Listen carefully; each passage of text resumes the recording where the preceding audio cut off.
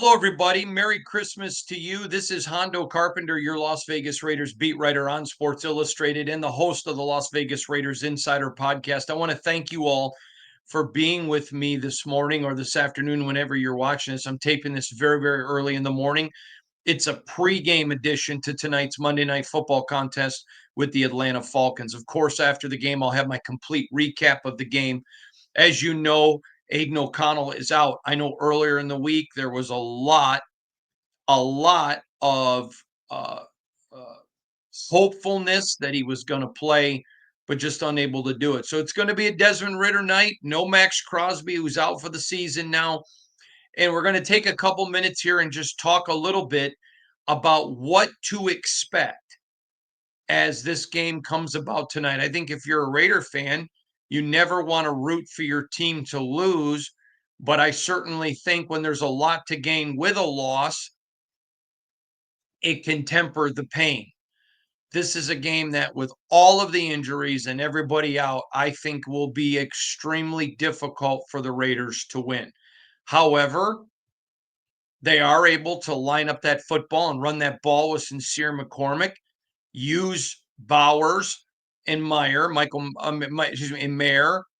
and with some Desmond Ritter and some tight situations like he did at the Natty, and then take your shots with Jacoby. I think there's a definite chance.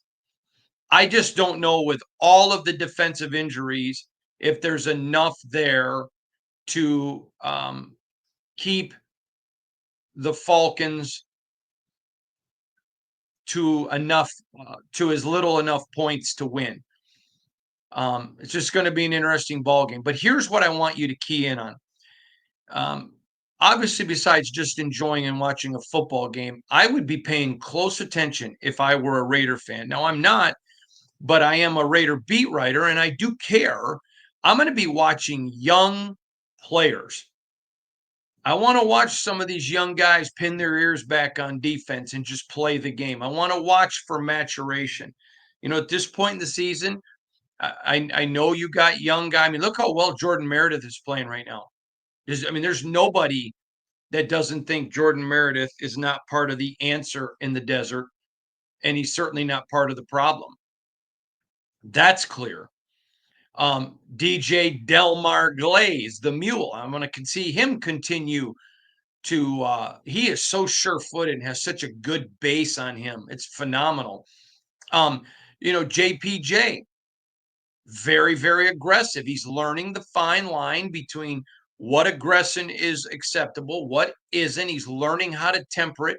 There's an old saying in football called keeping the lion in the cage. You don't want to get too emotional, too upset, too mad at the wrong times, because then it costs you. When you let the lion out of the cage, it's time for him to eat. And I think that you got a lion there in JPJ. And so he's learning that process. I want to watch DeCamerion Richardson. Tremendous length on him, tremendous speed on him. He's just learning at the NFL level. I got an email from somebody that said, I wish you'd quit talking about DCAM. He's terrible. He's not terrible at all. And no one can make that judgment. I mean, look at Jacorian last year and where he is now. I'm going to be watching those things. I want to see a multiplicity of young players, and that's what I'm going to be focusing in on. To me, once the season is over, and it's over the moment that you are eliminated from the playoffs, then it's about getting better for the next. These are very critical practices. Now, I know nobody wants to hear that, and I don't blame you if you're a fan, but it is reality. So if you have to go through the next 4 games with your team essentially scrimmaging, because it doesn't matter as far as getting into the playoffs this year. But it is desperately going to matter as far as that draft pick. Then you go with young guys.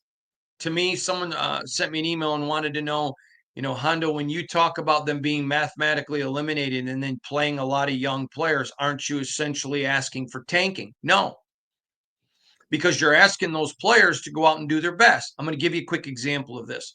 When Bobby Bowden was the coach at Florida State, he would oftentimes get some very lopsided scores. Same with Tom Osborne.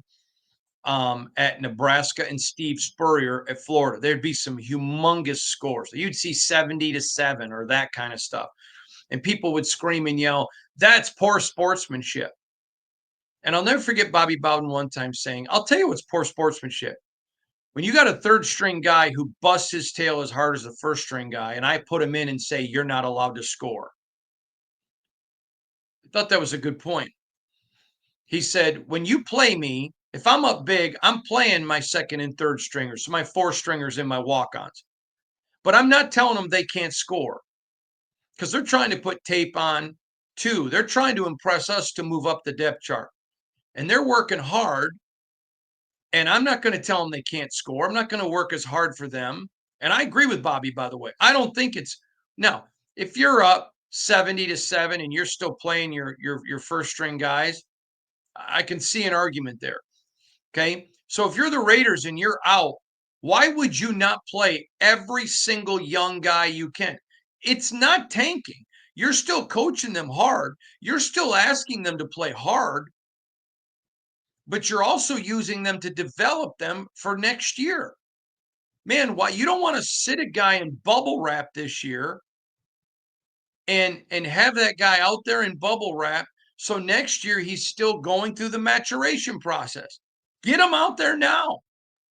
Anyways, that's just my perspective. And I don't think that's tanking. I think it's realizing we can't get to the playoffs. We, meaning I'm using the Raider voice, we can't get to the playoffs. So we need to do what our job is to get better. And I'd make sure that that was very clear. I'd make sure that, and I'm not saying they haven't done it. I'm not saying they have, but if I'm Tom Telesco and AP, I make sure Mark Davis understands, listen, which he would. We're not going to make the playoffs. So let's try to take as much off of next year's learning curve so we can hit the ground running. Hey, the chances are Raiders are going to have a new quarterback next year. Great chances. And could be a very young quarterback next year. So let's get every young player we can so they're down the road farther. I think that's something I'm going to be watching closely. You still fight to win. You still fight to win. But at the same time, you're playing your younger guys. I'm watching that super close. If I'm Desmond Ridder, I know there's a pretty good chance, not 100%, but there's a pretty good chance I'm not going to be here next year. Chances are that Aiden will stay. The Raiders will probably draft a quarterback and probably sign a veteran. So if I'm Desmond Ridder, I'm putting everything on film I can to get my next shot or to try to convince the Raiders, hey, I'm worth keeping around. So Desmond's playing with a big chip. And let me tell you, he's a wonderful kid. I really like him a lot. I like his personality. If you met him, you'd like him too. But he's not quitting. If I'm one of these Raiders players,